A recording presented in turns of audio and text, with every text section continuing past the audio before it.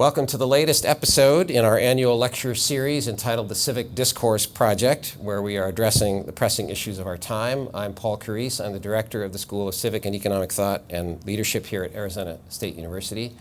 This year's program, entitled Citizenship and Civic Leadership in America. It has the goal of identifying the ingredients necessary for civic literacy and informed participation. It's my pleasure to welcome our two distinguished guests this evening, Reihan Salam of the Manhattan Institute and Tomás Jiménez of Stanford University.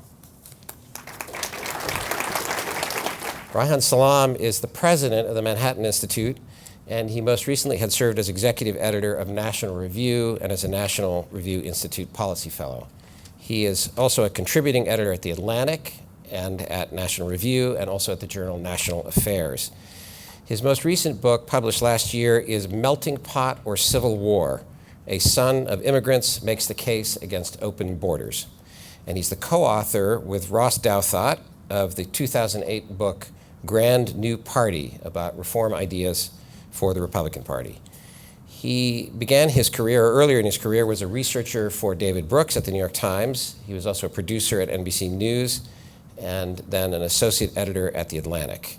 His writing has appeared in publications ranging from Slate and the Washington Post to the Wall Street Journal and the Times of London.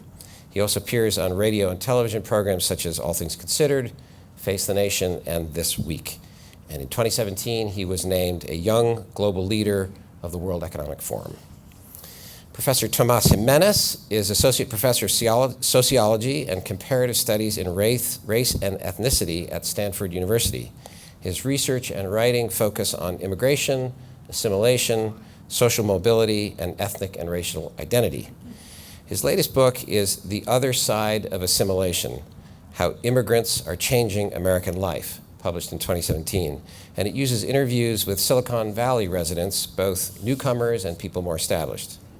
His first book in 2010 was Replenished Ethnicity: Mexican Americans, Immigration, and Identity, and it was awarded a prize by the American Sociological Association.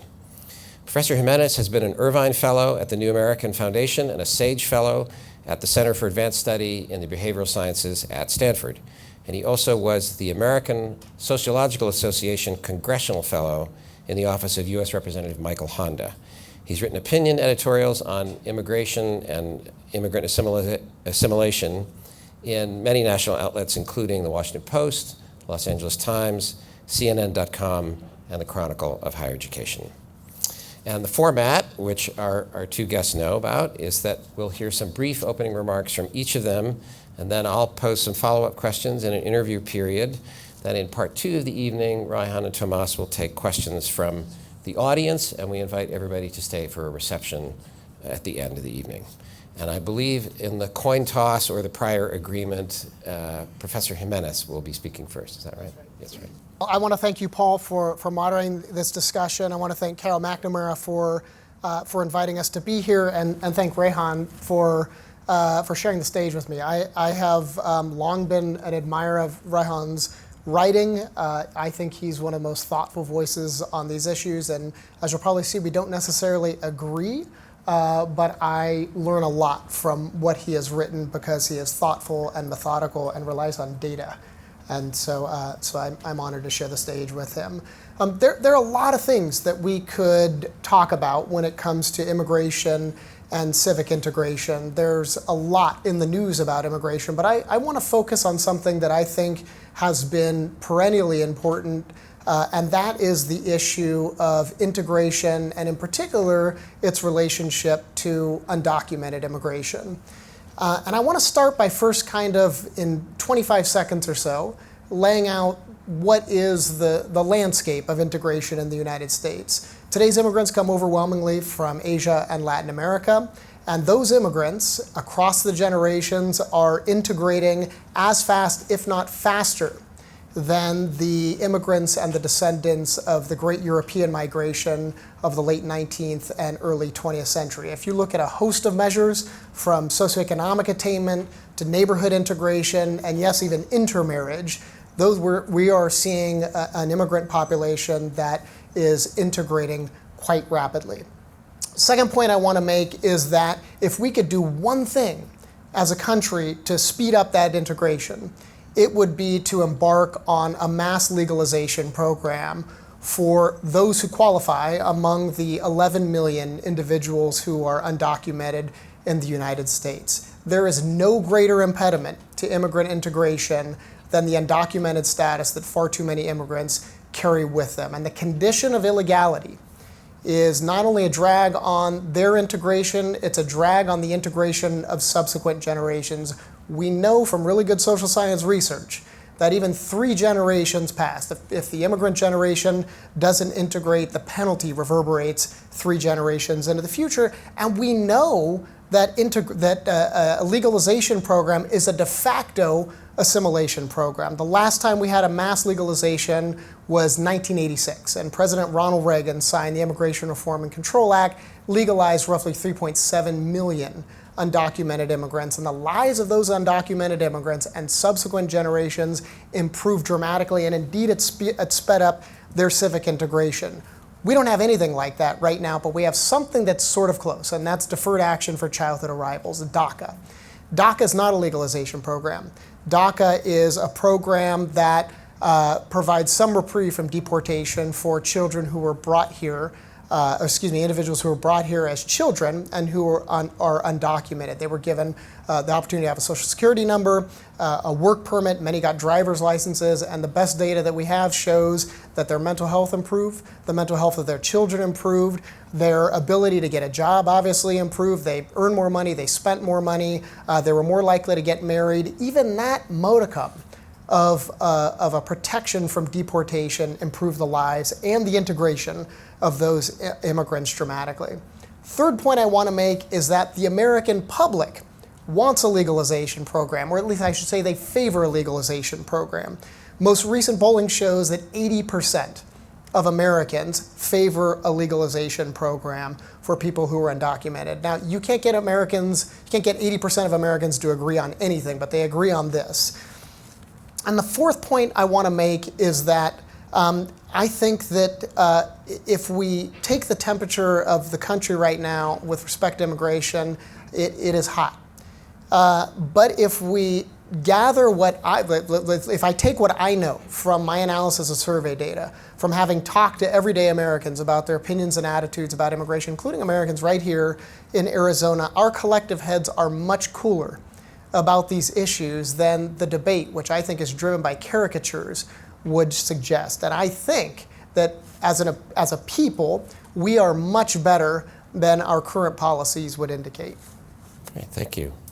Reihan.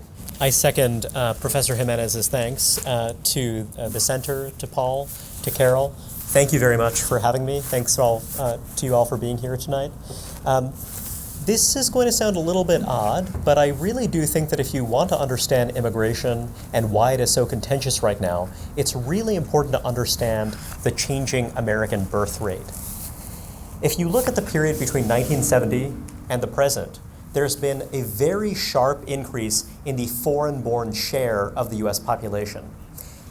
It's gone from around 4.5% to around 13%. However, this has not happened in the context of some historically unprecedented wave of immigration. Rather, it's happened in the context of a steep slowdown in the natural increase in the US population, which is to say the number of children that native-born Americans are having. If you go back to 1880, another period when we had a very high level of immigration, this was a period when the number of births per woman was 4.5. When you go to 1910, 1920, another era when there was a pretty big, significant wave of immigration that was culturally transformative in its own way, the number was around 3.5. Today, that number is 1.8.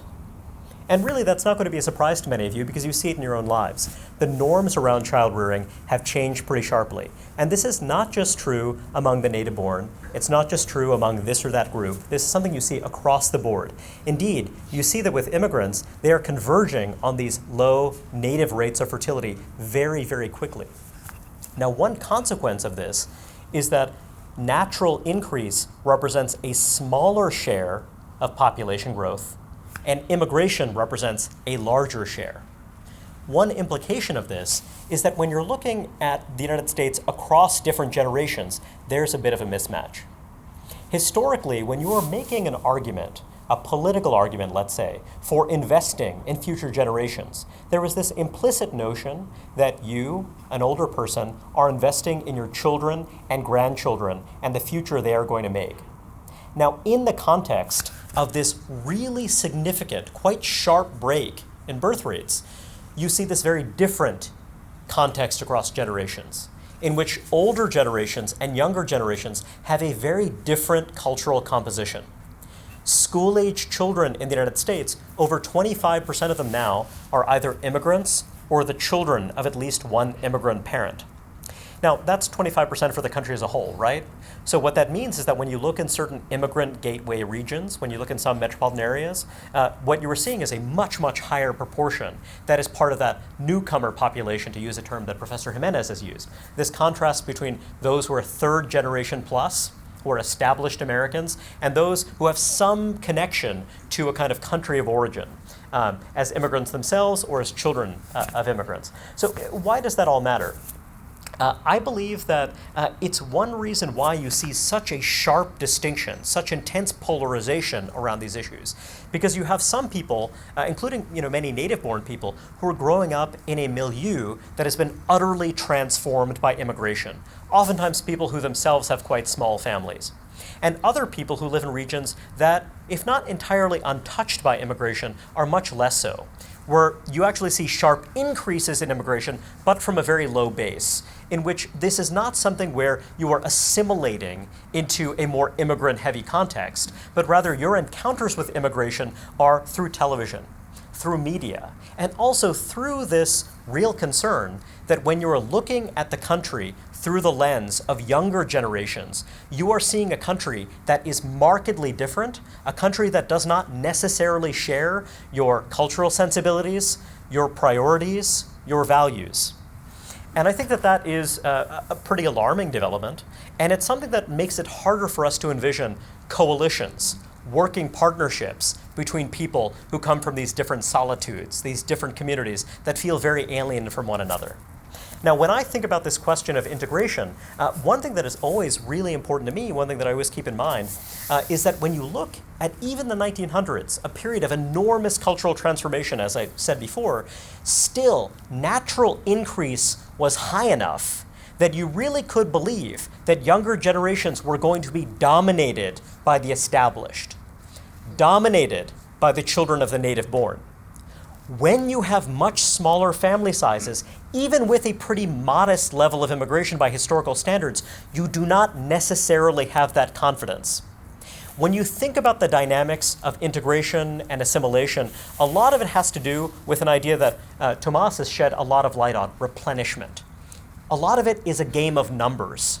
It is very hard to sustain an enclave. It is very hard to sustain a distinct ethnic culture when you simply do not have the numbers. The first Bangladeshi arrival in Phoenix, Arizona, does not have a network of Bangladeshi restaurants to go to, does not have a community, does not have a local newspaper. The 100,000th does have all of those resources, right? So that means that that person is a little bit different. The pioneer is very different from the person who comes to reinforce that established ethnic community. Now, similarly, when you are in neighborhoods, when you are in regions where you have very few native-born children who are replenishing that kind of native-born population, then what exactly does assimilation or integration mean in that context? It certainly means that you are becoming part of a certain kind of American type, but it's a kind of American type in a more fragmented landscape, where you're not necessarily part of what we might call a mainstream universe in which your ethnicity is not the most salient thing about you. That is a really important thing to keep in mind. Much of the social science we see that is presenting a very optimistic picture about integration and assimilation is by necessity backward looking. It is looking at a period when the foreign-born population was much smaller, when you didn't necessarily have the same established enclaves. When you're looking forward into the future, there are a few things you might want to think about. When you're thinking about the world of 1980, 1985, 1990, is it easier or harder today to be someone with no more than a high school education? Is it easier or harder to climb the ladder, to buy a home, to build assets today or in that era? The immigration wave of the early 20th century happened in the context of a manufacturing boom. Mid-century America was a society in which there was a sense of tremendous upward mobility and a turn away from intense stratification. America right now is a place where working class folks, whether they're foreign-born or native-born, find themselves concentrated in a service sector that feels awfully stratified. Ignoring this context when we think about the changing composition of our population, I would argue, is a mistake. There are many things to be optimistic about, but there are many things that are changing, and they illuminate our perspective on immigration. Thank you. Thanks for both of those opening remarks, which set the table for a conversation. Let me pose some questions that move from the very general, conceptual, and then eventually get to the more specific questions about national policy, possibility of compromise. So the opening question about immigrant assimilation is a question about this traditional metaphor, the melting pot metaphor, and what each of you makes of it. If it were updated a little bit, to use the New Orleans metaphor of a gumbo, right, of a stew that has some chunky elements to it, how chunky can it be while still being one stew? Or is that unfair to newcomers, to recent immigrants? And what do we know? So that question in the American context, what do we know from other countries, other states, and their policies about immigration? If you have less assimilation or more assimilation, what is the track record? So whoever wants to start first on that sort of general conceptual level about what we mean by immigrants assimilating. I mean, I can tackle this a little bit. I mean, in general, what we mean by immigrants assimilating, and Reihan has alluded to this, but in my recent book, I try to kind of say what I think is actually happening, in spite of a belief that immigrants are kind of assimilating into something, and the old notion of assimilation is over time and across generations they sort of disappear into that something. And I think that there's a lot of assimilation happening not only on the part of immigrants but on the part of the established populations, that as immigrants and their children come into contact in all kinds of contexts with people who are well established in the United States, there is a kind of back and forth volley of adjustment and readjustment that's happening. It's happening in a cultural context. It's happening with respect to people's notions of success and failure in schools. It's happening with respect to people's notions about who belongs and on what basis.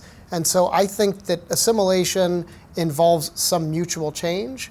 I think that assimilation is, if I had to distill it down, is something that's the decline of an ethnic boundary. When ethnic boundaries between groups start to disintegrate, when people start to see each other as more similar than different, that is the process of assimilation. I'm punting on the culinary metaphor a little bit, but I'll leave it at that. Well, just to build on Tomás, one way to think about this is that assimilation is a moving target.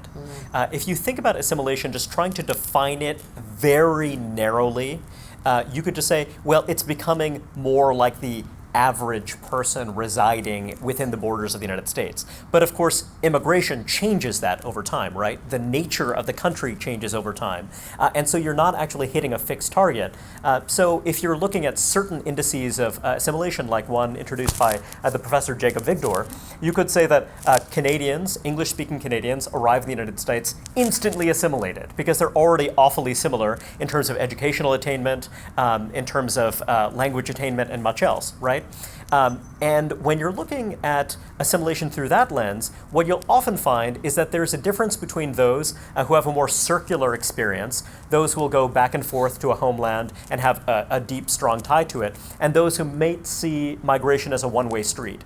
For example, when you look at the Vietnamese migration that happened in the wake of the Vietnam War, these were folks who came. It was an extremely polarizing, contentious debate, but these are people who are among the most assimilated, partly because there was not an expectation that Vietnam was a homeland to which one could return regularly.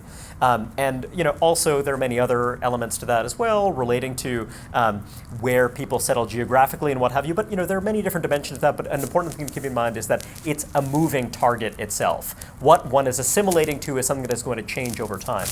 When you're looking at this in comparative context, there are a lot of different kind of contradictory stories one could tell.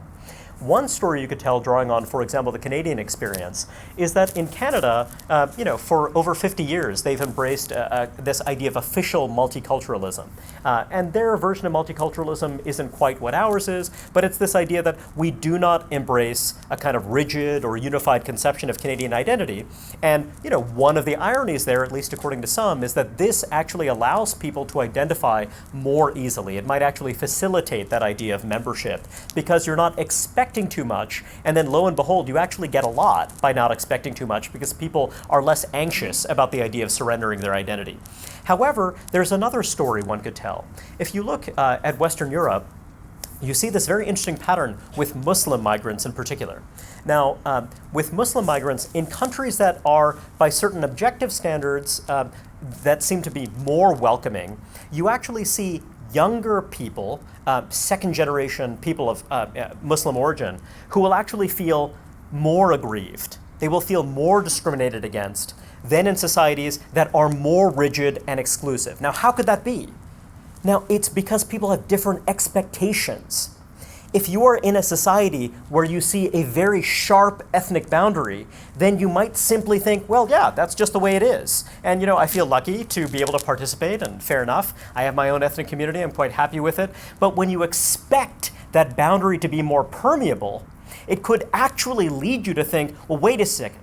Every single way that it's not fully permeable, every way that I do not feel fully included is a failure on the part of the society that ostensibly speaks to this ideal. So that's another really interesting tension that I think manifests itself in American life in all sorts of complicated ways. So I don't think that there's just kind of really one story. It seems that different market democracies have pursued different strategies.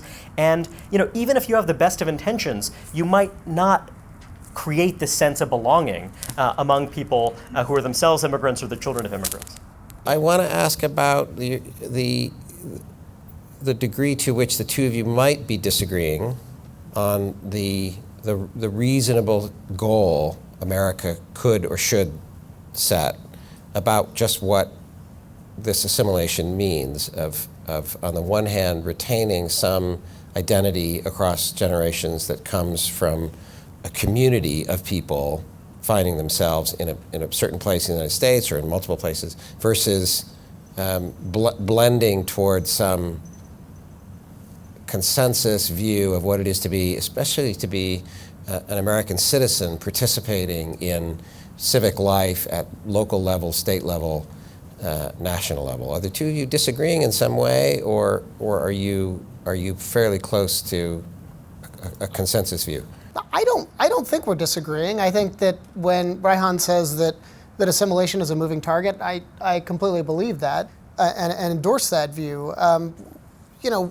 Immigrants don't come here with the intent on kind of grappling with whether they should assimilate or not. Assimilation is not as much of a function of people making the decision to give up some aspect of their culture, to hang on to some aspect. It's much more a function of people being able to pursue their economic aspirations, to pursue their social aspirations for their children. And so when that possibility is at its maximum, then you're likely to find the kind of assimilation that I think you're talking about. That is a sense in which people feel like they can hang on to some sense of who they are, but that they also see themselves as part of a larger whole.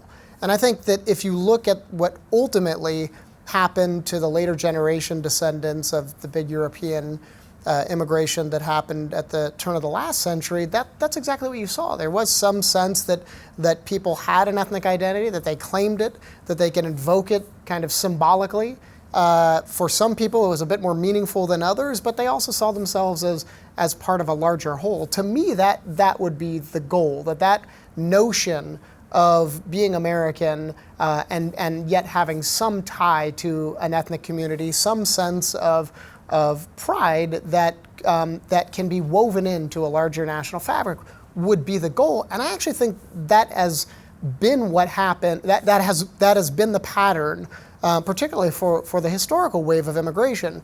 But it didn't necessarily happen because we were enforcing a monolithic notion of what it meant to be American. We were certainly doing that, but I don't think that that's what brought about that form of ethnic identity. The immigrants who came here and their children had the same kind of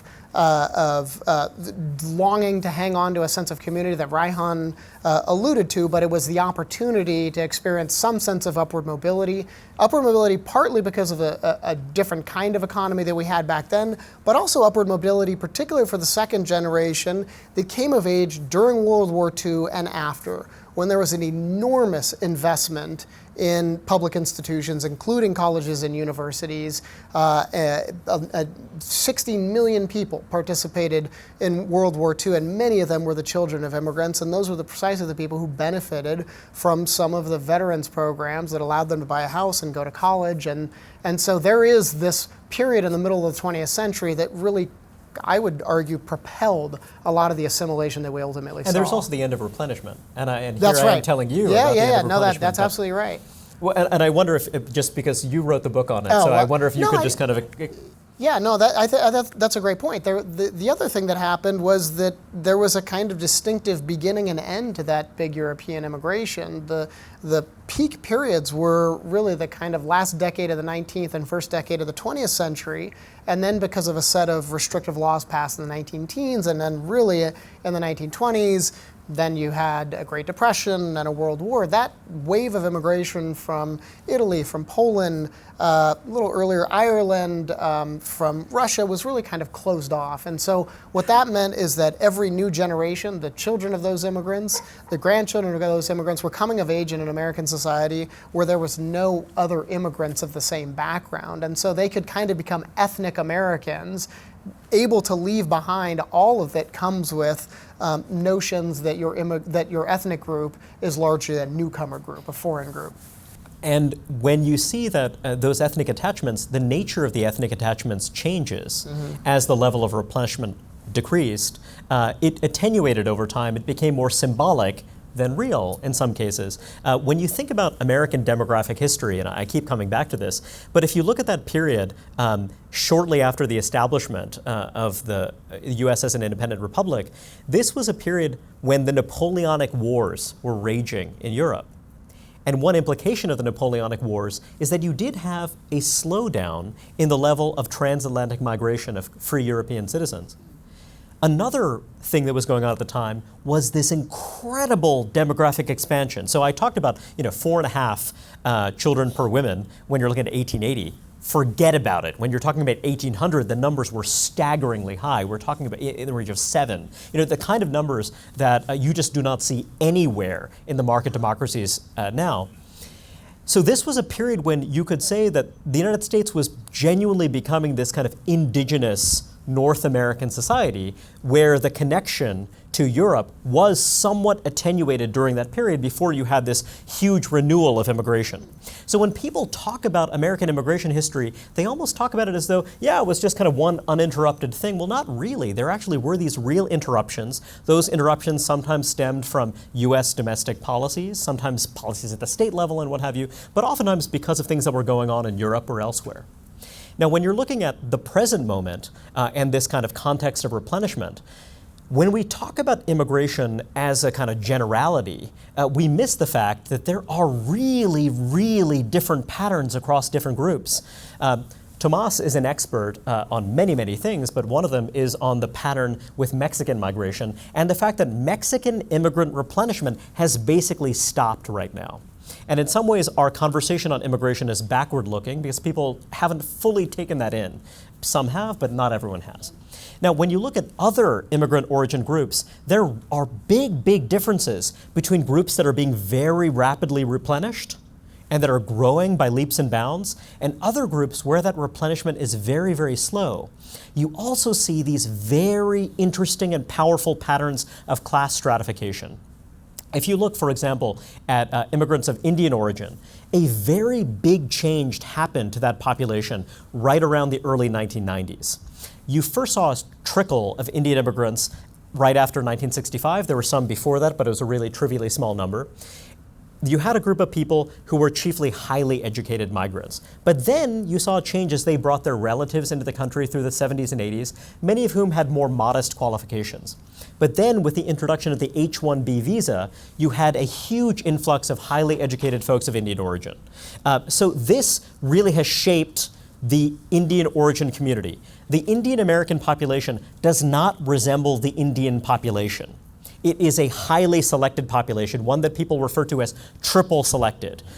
First, those who wound up in higher education in India, then those who kind of managed to, you get the idea, just selection on many, many different levels.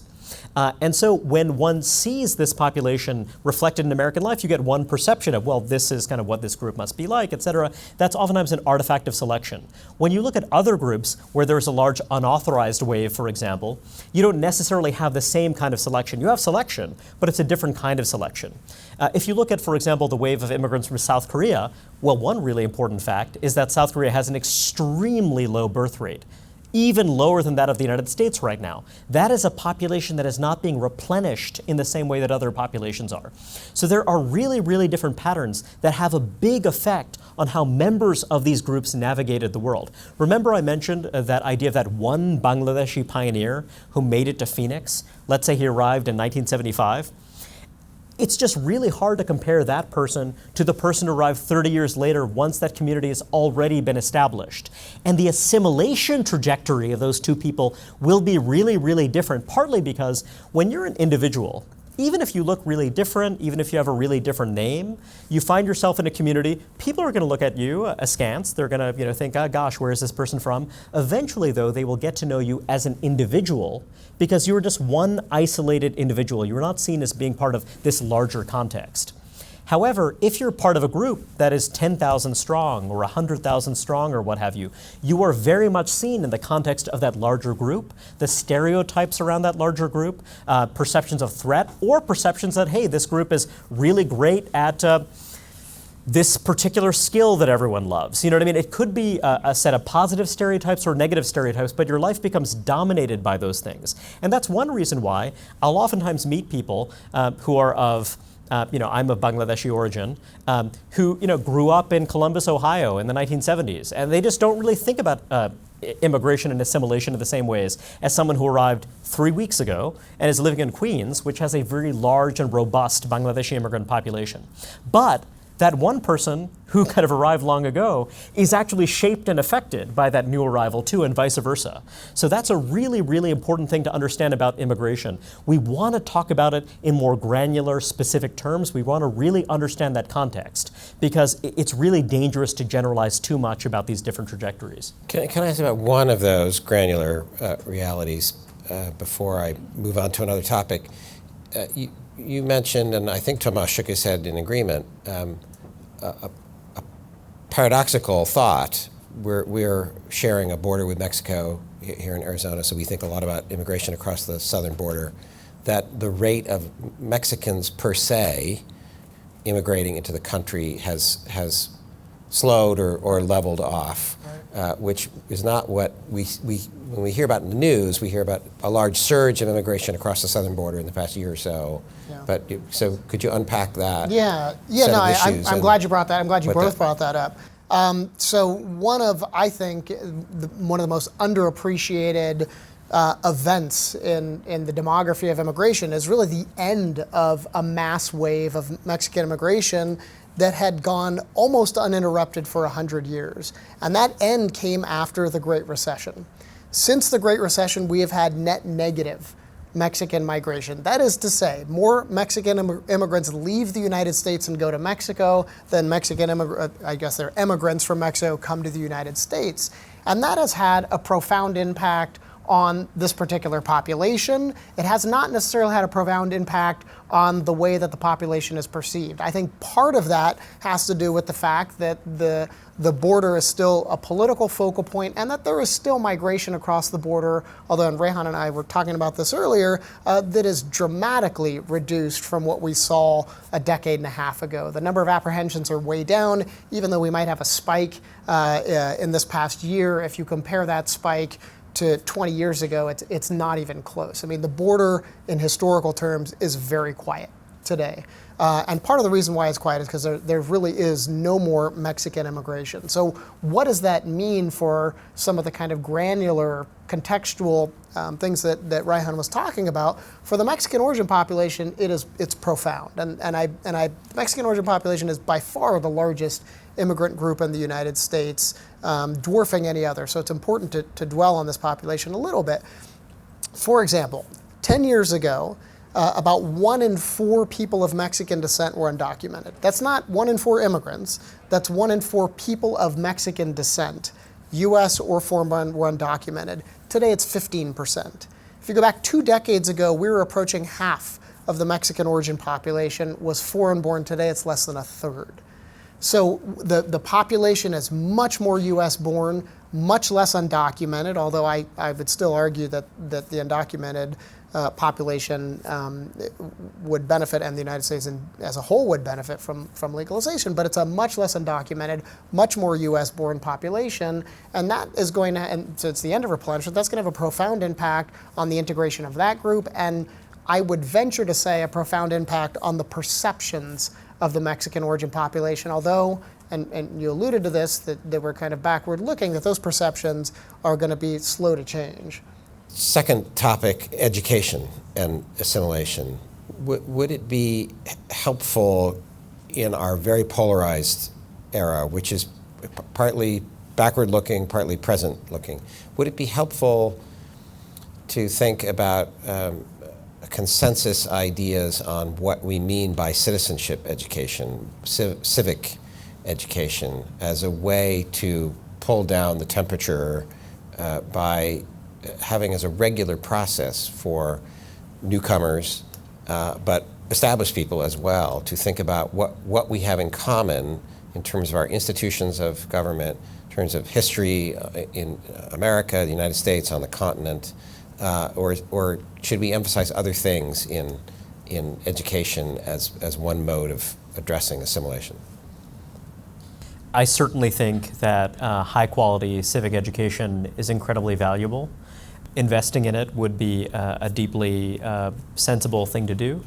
When I think about education in the context of immigration, however, I do think about it a bit differently. I think about it chiefly through the lens of the very tight focus in our culture right now, in our politics right now, around disparities across racial and ethnic groups. There has been for many years, at this point many decades, a lot of conversation about achievement gaps, for example, between one group and another. And in light of those conversations, a desire for college preparation across the board, the idea that this is going to be something that is going to be the path to upward mobility. And I would suggest there's a certain brittleness to this idea that there is a single path, and that what we want is this approach that really emphasizes one set of skills with an eye towards one kind of achievement. And I think that those two issues really intersect in complicated ways and sometimes in negative ways.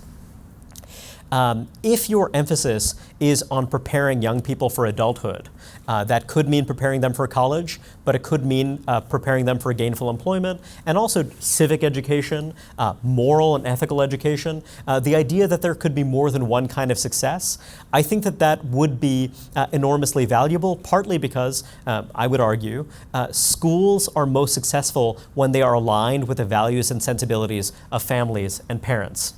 And I think that, sometimes in education, and I hate to speak in such generalizations, but there's almost the sense that we need to rescue people from their parents. We need to rescue them from the sensibilities of their families. And in some cases, by the way, that might be a good and healthy thing. But in other cases, I think this idea that, yes, you really do have this pluralism, this genuine pluralism of values. You do have some people, for example, who want to remain closer to home. I often joke, my parents were people who moved halfway across the world. I literally live within 20 minutes of my parents right now. My parents are very actively involved, with helping me raise my daughter, my wife, and I, and that's just a really important part of my life. There's some people for whom professional achievement is not the kind of highest, most important thing for them. Rather, what they want to do is kind of find remunerative employment with an eye towards supporting and sustaining a family, with the idea of having some kind of broader extended family network. And I think that that's a way of life that was once cherished in this country and that I think is cherished less so now, at least when you're looking at the upper strata of society and the kind of cultural messages they send. So when I think about education, I often think about the importance, yes, of having some civic core that can be unifying and that can give us some kind of shared vocabulary, but I also really believe in the importance of differentiation in education, which is one reason why I've always been a great believer in the idea of school choice and the idea of having good schools in all sectors, because I think that nimbleness and that flexibility can correspond to the fact that you are going to have different sensibilities and different abilities. And I think that when you really hyper-focus on disparities across groups, the problem is that you actually lose some healthy pluralism. One reason is that you want to think rigorously about how we're defining groups. Tomás and I were talking earlier on about the emergence of these big, broad pan-ethnic categories like Asian or Hispanic or black or white, categories that actually contain multitudes. Categories that don't necessarily tell you very much about how life is lived or which identities matter most to people. During that mid-century American period Tomás was invoking before, talking about this period when you had a great deal of intermarriage, you had the attenuation of ethnic boundaries, but you also had a healthy sense of kind of pluralism. Part of that was actually churches and synagogues. These were institutions that were cross-cutting. You had people who might be Polish or Italian, or Irish, or Mexican for that matter. But the thing that unified them was actually not so much ethnicity or not belonging to this or that pan-ethnic group, but this totally other thing coming from a different angle that wound up being not unifying for the society as a whole, but kind of unifying people across these different ethnic boundaries. And I think that when you think about education, that's another thing that has the potential to do that and to create this sense of a kind of healthy, constructive pluralism that's not purely racialized, that's not dividing us into this, what David Hollinger called the ethno-racial pentagon. Hollinger had this really brilliant idea that America has not rejected assimilation. Rather, what we have now is what he called quintuple assimilation. We accept black immigrants to become black. We expect immigrants from India or Taiwan or Korea to become Asian, whatever that means, right?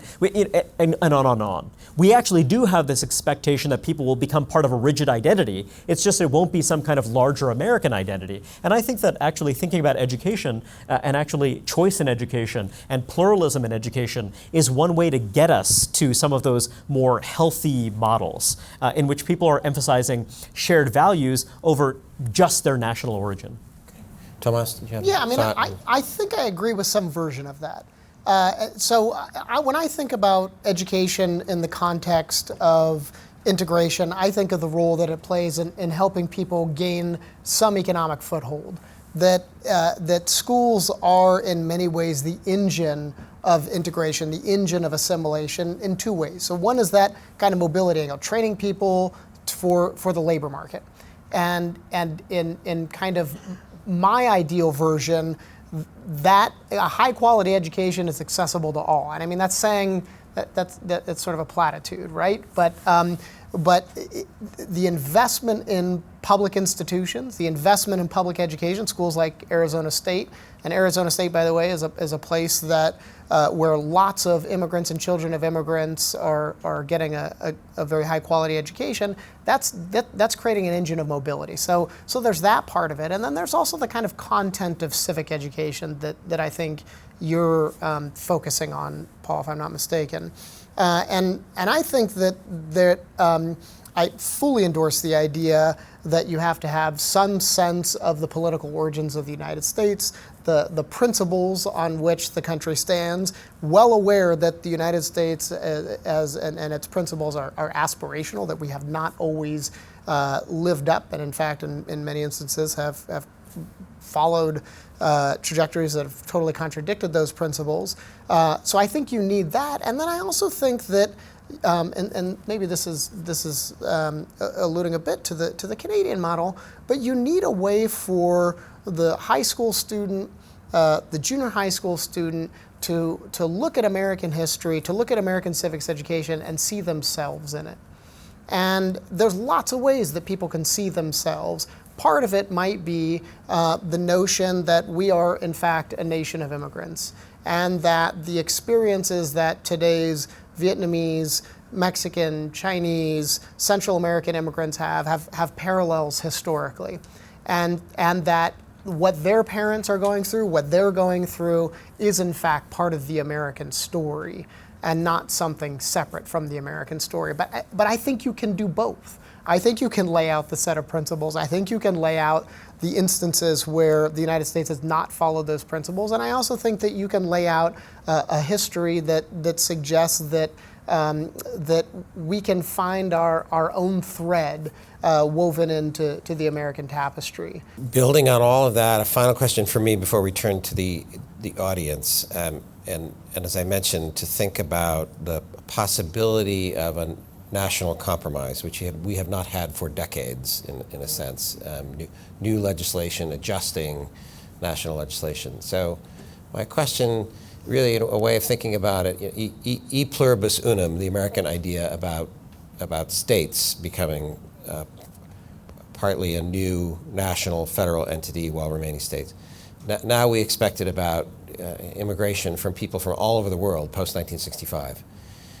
E pluribus unum in another way. It's challenging in each sense. But granted that it's challenging, should American citizens have a reasonable expectation that there ought to be a reasonable national compromise about rate of immigration, about what to do about undocumented or illegal people who are here, or both of you having thought about this a lot, or is there something just different about these questions of national identity, different immigrant identities, that it's not surprising, it's just hard and maybe impossible, that we're going to be stuck with what many people, as Tomás said, would think is a dysfunctional state of affairs. But it's just not reasonable to think we're going to get out of it so easily, because there's something different about this issue. Can we reasonably expect some kind of compromise, and should reasonable American citizens be pushing for that, or is there just something different about this issue? I mean, I was going to say yes and yes. That is to say, I think it is reasonable to push for and expect some reasonable compromise, recognizing that it's incredibly difficult. Immigration's inherently difficult, and I think that we do ourselves a disservice when we offer up or think that there is some simple solution. When you're managing or try to manage the flows of people, when you try to manage membership, it is difficult. I mean, I take the situation, the humanitarian crisis that is taking place right now in Central America, what's going on along the border. There's a lot of criticism, well-deserved, of the Trump administration, and the policies that they've implemented, I think, have made things worse. Having said that, this would be a challenge for any administration, a challenge administratively for any administration to figure out how to handle a humanitarian crisis like this. And so this is to say that I think there needs to be some recognition of the inherent complexity of figuring out the right path on immigration. And if you can appreciate that inherent complexity, then I think you're better positioned to have a national conversation about about the right way forward. I think the right way forward, if I had my druthers and could wave a wand and implement that legalization program that I talked about, there's also a pragmatist in me that suggests that you wouldn't get the American people on board unless you had some criteria for the legalization. And 10 years ago, we talked a lot about comprehensive immigration reform. Part of it was border security, part of it was legalization, part of it was a guest worker program, but the legalization component included a promise that people would learn English, included a guarantee that there would be background checks, which are two things, by the way, that you have to do to become a citizen of the United States anyway, let alone get a green card. And so I think you would have to, part of that compromise, me kind of now digging into the details of something like that, would have to include those things. It would have to include something that represented, or a set of policies that represented citizenship as a set of rights and responsibilities. And I think you're much more likely, and in fact polling shows you're much more likely to get Americans to buy into a legalization program if there are these provisions. One of the other things in recognizing not just the complexity of the policy aspect of it, I actually think in some ways the politics of it are much more difficult right now. And the politics are much more difficult partly because immigration is no longer a bipartisan issue. It wasn't that long ago that you couldn't necessarily guess somebody's views on immigration by knowing their political party. And in fact, the last big legalization, the last big overhaul on immigration was signed by a Republican president and passed by a Democratic Congress. And so, and if you look at the 1996 Democratic platform, during a presidential election year, I mean, some of the language in there reads like language out of a Trump rally. I mean, it's pretty kind of restrictionist. And today the parties have retreated into camps that are very predictable in terms of their views on immigration. And so essentially what you have to have is one party dominating every branch of government, except for maybe the legislative branch, and in order to pass some kind of comprehensive immigration reform package or to reach that compromise. The other thing that could happen is that the parties dramatically change and how they align on these issues, but I don't foresee that happening anytime soon. Right. In thinking about a compromise, it's important to think first about the parties to that compromise. And when you look back to the discourse around comprehensive immigration reform for a very long time, the basic idea was that this was a compromise between folks in organized labor in particular, and more broadly on the left, for whom legalization was an imperative, partly out of the view that this would be something that would allow for the organizing of people who would otherwise be working in the shadow economy, and people in the business community who saw access to low-wage labor as an imperative. Now, the political configuration has changed, but also it's changed because of a larger change in the economic landscape. Essentially, when you look at immigration advocacy right now, particularly for folks who are of limited skills, advocacy for low-skill immigration, what you'll see is that this advocacy now takes on a much more moralistic cast. It is framed in humanitarian terms in some cases, and increasingly it is framed in racial justice terms. But what you don't see quite as much is that kind of classic pro-business case for low-skill immigration. And the reason you don't see that quite as much, I would argue, is that the components of the economy where that's relevant are actually pretty small and marginal. If you're looking at agriculture, for example, agriculture is very politically important, partly because of the way that we distribute power in our Congress. If you think about farm state senators, if you just think about the nature of the political system, this was always a way to bring in folks on the right. It still is a way to bring some folks on the right, into this kind of coalition for increasing low-skill immigration. The thing is that agricultural employment represents a very small fraction of total employment in the United States. That's one thing. The other component of this used to be basically low-skill, low-wage manufacturing. However, there is very little low-skill, low-wage manufacturing left in the U.S. economy. Manufacturing now represents the smallest share of the total U.S. economy in the modern era. It's about 10% now. And if you're looking at that manufacturing economy, it is more likely to be high skill than low skill. Just the composition is very, very different.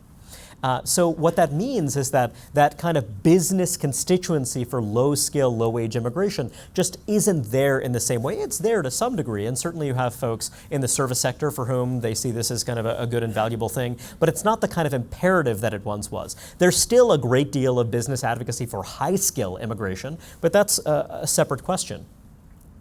So when you have that big, deep change in the coalition for immigration, it's also led to a kind of rhetorical change. It's also led to all sorts of other knock-on changes that have really durably changed the politics of the issue.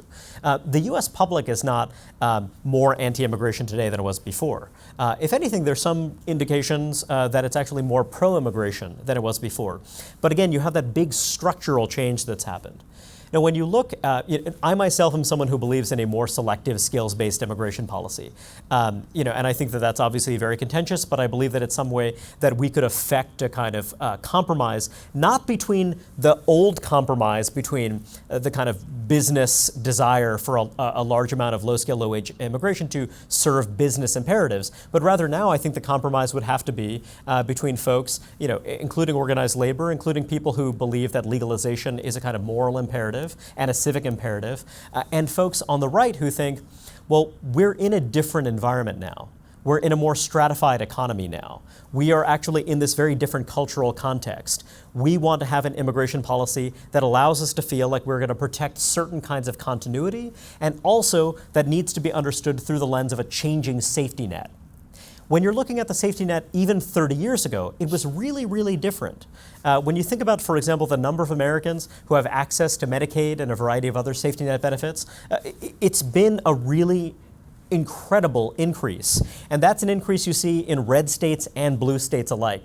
Actually, red states and blue states are more similar to each other than either is to the way they were 30 years ago in terms of the scale of the safety net. And when you think about the safety net, the important thing to understand is that it's meant to be redistributive. The political debate we're having right now is that it ought to become much more redistributive. That's the view of a lot of folks on the left. You have a number of political candidates who are saying that we should not only have Medicare for all, free at the point of service, no co-pays, etc., but that it should be accessible to everyone, including unauthorized immigrants to the United States. This would be a unique program in the world. There is no market democracy that has such expansive access to what is a quite expensive social program, right? So you have these two parallel conversations going on. One is that working class people and poor people in America are so desperately poor, the labor market is so hostile to them that we need a drastic increase in redistribution. At the same time, you have people saying that we must welcome a large increase on humanitarian grounds of people who are not necessarily going to be able to earn enough in the US labor market to support themselves without access to a large suite of safety net benefits. So when you're thinking about that compromise, you have to think about folks who are thinking, wait a second, maybe I'm not necessarily hostile to redistribution, but I believe that you need to impose some limits. You need to draw some circle around those who are going to be included in the redistributive state. That has transformed the politics of migration in Europe, and I believe that it's going to become much sharper in the United States as people start to confront the fact that this is a very salient issue. So when we talk about a compromise, we can't talk about the compromise that you were talking about under George W. Bush, or that you were talking about, in some earlier era. You have to talk about a compromise that speaks to the conditions that exist now and the conversations we're having now about a stratified economy. Thank you so much for both of you for those insights and those perspectives. And now we will have an opportunity for questions from the audience. We have a custom that we ask the first few questions to be asked by students, if we have students brave enough to step forward. First contestant.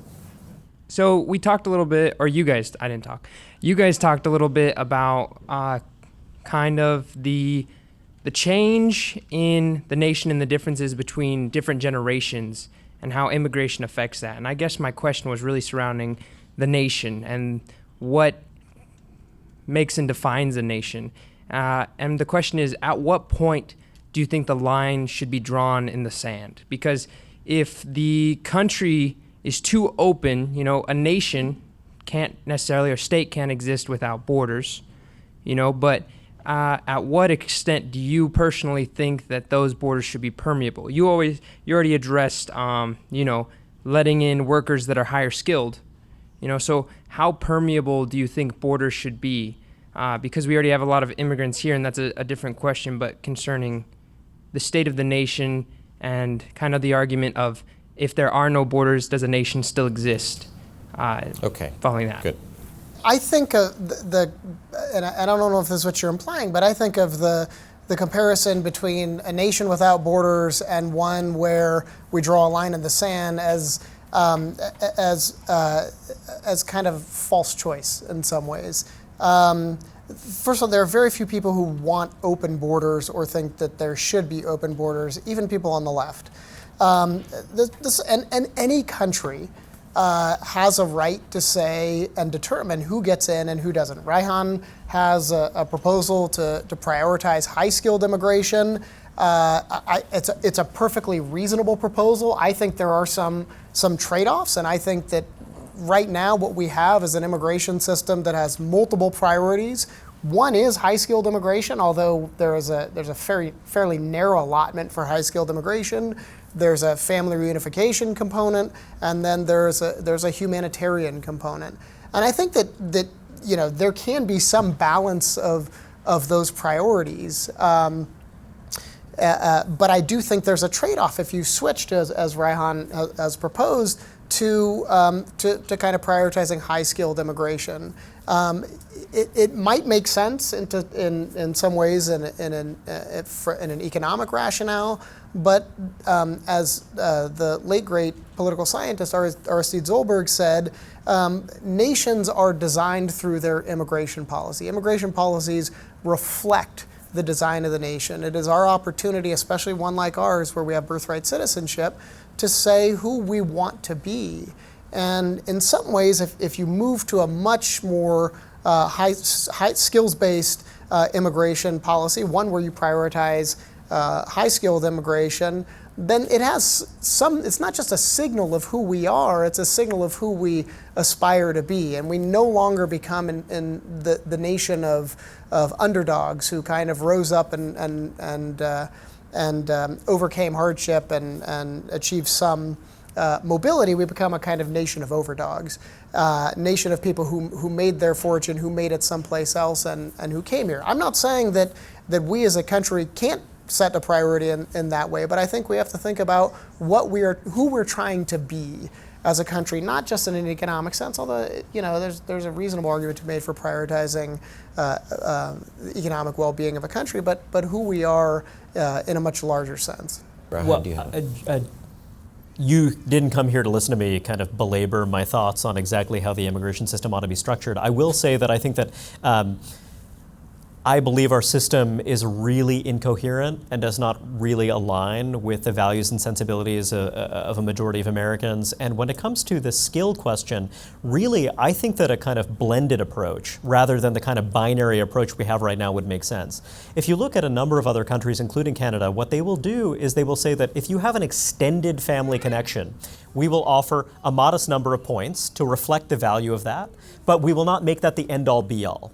And I believe that when it comes to skills, one thing that people talk about, and I think that there's a bit of that in Tomás's remarks, is the idea that this is very binary. You're either someone who is high skilled, you're either an affluent, sophisticated, educated person who is from one of a handful of countries, or you're one of these kind of underdogs, right? But there's another way to think about it, which is that when you have some kind of system that serves as a roadmap, what you were saying is that here are things that it will take for you to survive and thrive in this country. We want to be open and honest about that. There are multiple pathways. There are those who are refugees, there are those who are asylees, and that is entirely legitimate. However, there's also a path for people that is the kind of mainstream immigration path that is not consisting of people who are survivors of atrocities and what have you. And what we want to say here is we want to give you a realistic set of expectations. There will be some people who will be immediate relatives, spouses, and what have you. But for others, we will say, here are things that will help your chances. In our system right now, you have a wait list of over 4 million people who are in the queue, typically for family preference visas, where you don't immediately get one because you're an immediate relative. If you have a job offer in the United States, if you speak English fluently, if you acquire a variety of valuable skills, guess what? You cannot move up the queue. And what I believe is that people are not static. people will actually change in response to incentives. And right now, the way our system works is that if you have a job offer in the US, if you have a variety of other things that you do that will help you support your family, help you thrive, that will not move you up the queue. You would be better off finding Tomás Jiménez, persuading him to divorce his wife, and then marrying him, and then entering that way. That would be a pathway. So what exactly is the incentive that creates? What is the message that sends? When I'm talking about skilled immigration, yada, yada, what I'm saying is actually just giving people a realistic roadmap and pathway, given some of the ways our economy has changed, and also, frankly, given the fact that we have different expectations for what it means to be self-reliant and independent. We've set the bar a lot higher today than before because we now expect that, yeah, there are a lot of people who are going to need help. So I think it's legitimate to say that we are always going to welcome people who need help. But generally speaking, when it comes to that mainstream immigration influx, not folks who are refugees, we want to give you useful information so that you can actually clear those bars before you come to the country so that you do not struggle once you get here on the margins of our society. Okay, thank you. And I'll just move to the next question before asking the professor to talk about his marital situation. We'll just move. I'm not divorcing my wife. Yeah, we'll just move to the next We have a question. great marriage. Yeah. My name's Nikki, and I'm a local homeschool mom. Thank you for a stimulating discussion. I could listen to you both talk all night. I coach a local homeschool speech and debate club. My debaters this year, my Lincoln Douglas value debaters, are debating the resolution, assimilation ought to be valued above multiculturalism. So excited to get to come tonight. And so what my question for you is, so they have to debate both sides of the resolution, of course. So they're thinking about this issue from both sides, which is just phenomenal, really is opening their minds and hearts to what it means for both sides of the table. So my question is twofold. Do you have any suggestions as to how I can help my debaters think about valuing assimilation above multiculturalism or vice versa? So how I can help them think about these things, resources, your writings I'm going to look up and pass those on, believe me. The other question is, do you have any suggestions of some overarching values like prosperity, stability? They have to have a value in their affirmative cases so that they can weigh these things. Okay. Any I don't think I could do your suggestions question justice. Please okay. drop me a line and I would be happy Oh, to discuss at greater length. I will do but that. I don't think Thank I you. can really, I think Okay. there's a lot to that. Okay, so you could pick either part of the question if you want. I might pick the first part in that, these are often held up as two kind of models of American civic identity, right? One is multiculturalism, which has a strong component of recognition of ethnic identity, pride in ethnic identity, celebration of ethnic identity, and the other is kind of assimilation, where people kind of blend into one kind of monolithic whole. I mean, I actually think that what practically is happening, this is kind of setting aside what should happen, what practically is happening is something in the middle.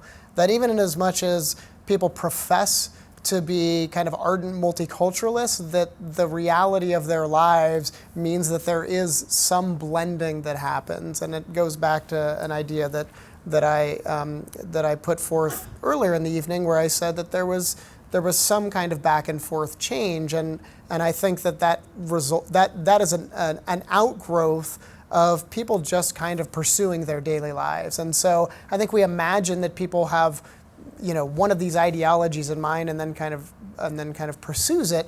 But I actually think the reality on the ground is much more complicated than that, and there are times in people's lives where there's a great sense of ethnic pride, where there's an embrace of the ethnic community, and then there are other times in their lives where their ethnic identity and a sense of multiculturalism is kind of beside the point.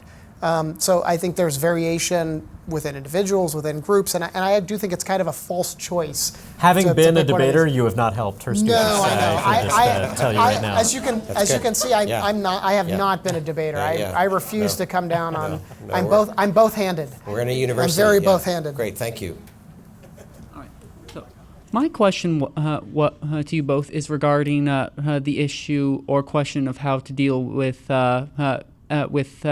ethnic communities, in cases where, large numbers of foreign-born citizens then kind of tend to cluster with each other. Do you see these as net positives or negatives? Do they help further integration, or do they kind of propose a roadblock as now these communities form their own structures and then kind of are able to forge their own path rather than kind of go joining into the broader whole?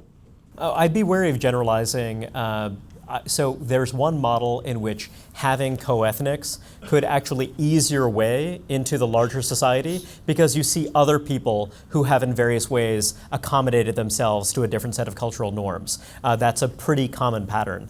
However, one could imagine another scenario in which you have an enclave that has such rigid boundaries that it's actually very hard to escape it. Or even not even thinking about it in terms of escape. It could be that it is so kind of rich, it is so dense, it offers such a kind of rich network of associations, of institutions and what have you, that it actually means that people don't get the exposure to the wider world that might be valuable to them in other ways. So I think that there are certainly ways it can facilitate upward mobility and be very helpful, other ways in which it cannot. And this is I'm wary of kind of making a value judgment, but one difficulty here, going back to this question of positive stereotypes and negative stereotypes, is that one thing that's really important, just in terms of these kind of basic metrics of whether or not you're achieving upward mobility in occupational terms, et cetera, it matters which group. Right? So if you're part of a very privileged group that has a lot of cultural capital, a lot of resources, you might actually want to be in the bosom of that group and have access to those resources. That could be really valuable to you. However, if you're in some other group that is really disadvantaged, that is suffers from various cultural deficits, perhaps through no fault of members of that group, but just because of kind of larger conditions, there might be a lot of value for you to escape that group. So I think that I wouldn't want to talk about enclaves in some kind of very general sense, because you have to think about what are your objectives? What is it that you care about most? And that's going to really shape whether or not it's going to be something that's good for you or not good for you. I will say that enclaves generally develop, and Reihan pointed this out, because they offer some sense of home for people when they first get here. And that sense of home includes not only a cultural home, but a place where you might find access to a job, access to housing. And so they kind of naturally form and can be launching pads in the way that Reihan laid out. The other thing I'd say is that enclaves are not typically multi-generational. Now, that's not to say that there's not multi-generational segregation, which is I tend to think of segregation not as a decision to live in a segregated neighborhood, as particularly for minorities, but rather as a something that is kind of forced on a group of people because there's no other choice. But enclaves tend to be kind of immigrant enclaves, and the second generation, particularly the third generation, tends to move out. There's a graduate student at UC Irvine who's doing some fabulous research right now on the city of Santa Ana, which is a strong Mexican enclave. But now that we are kind of 10 years post-immigrant replenishment, she is noting a dramatic change in that neighborhood. Some of the changes being brought about by the more upwardly mobile children of immigrants who are now coming back to establish businesses that are not ethnic business, or rather not immigrant businesses. These are not dry cleaners. They're not places where you can buy calling cards to call back home like you once did. They're establishing kind of fancier restaurants and clothing stores, and so to the extent that it's an enclave, it is one that's being driven by more the upwardly mobile population among the Mexicans that once lived in that ethnic enclave. So my question tonight is, what are some of the benefits of allowing non-citizens to vote in local elections, and how can this idea contribute to the conversation of assimilation and citizenship? Great. I am wary of the idea, so perhaps Tomás will have more thoughts on the benefits of the idea. I mean, I have not thought a lot about it, but there are some non-citizens who can vote, for example, in school board elections if they have children in the schools. One might argue that this is a training ground for deeper forms of civic engagement, and that offering the opportunity is in fact beneficial not just for those people, but for the kind of sake of civic engagement in America in general. Okay, thank you. Yes? I was wondering if you might talk to America's issues with race and how that might impact when you were talking about coming to a compromise on immigration being difficult. I don't think I can give a brief answer to that. So I'm happy to talk to you afterwards. I can do it in 30 seconds.